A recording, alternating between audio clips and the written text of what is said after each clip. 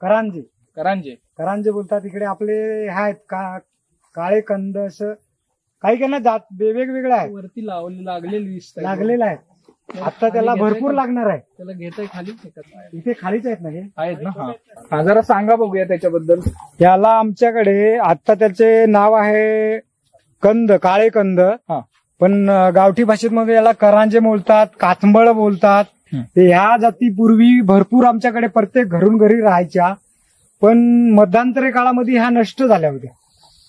परत आपण संस्थेच्या माध्यमातून जे बियाणं आपल्याला उपलब्ध झाल्यानंतर आपण परत या करांजांच्याकडे आलोय का जे पूर्वीची लोक खायची, त्याला बटाटे वगैरे याच्यामधून डायबिटीस हे आजारांना ते घातक आहे, म्हणून आम्ही आता याच्याकडे परत का आलो का याच्याने डायबिटीस या आजार होत नाही.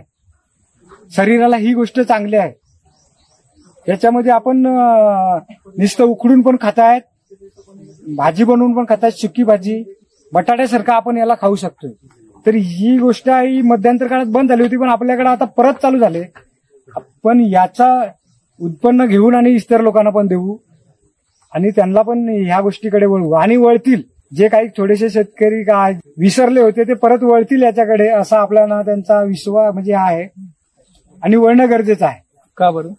कारण हे शरीराला चांगलं आहे. तो जमिनीमध्ये लागले याला उत्पन्न असं येते, खाली जो कांद असतोय त्याचा पण फायदा असतोय आणि त्याला वरती पण फळ येतात.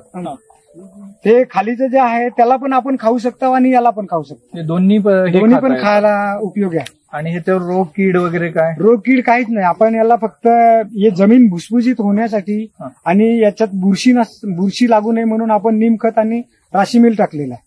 आता याची जमीन भुसभुशीत झाली तर याचा कंद आहे तो लहान असतो तो मोठा होतो. बरं, याच्यासाठी आपण त्याचा वापर करतो. आणि कंद मोठा झाला की वरती कंद मोठा झाला तर त्याचा वेल हा मोठा होतोय आणि त्याला फळं पण चांगली येतात. आता इथं जर बघितलं हा किती मोठा वर वाढलाय ना वेल. हा भरपूर झाला. आता ह्याला सगळीकडे करांदे लागायला आता छोटे लहान आहेत ते मोठे होतात. म्हणजे हे आपल्या घरामध्ये मी काय म्हटलं याची भाजी बनते, उकडून खाता येतो. हो, त्याचबरोबर ह्याचं सूप पण बनवतात ना. याला आमच्याकडे दिवाळीचा जो सण आहे ना, या सणामध्ये देवाच्या ठिकाणी जे आम्ही बोनं ठेवतोय त्या ठिकाणी हा उकडून ठेवला जातो. पहिला देवाला चढवला जातोय.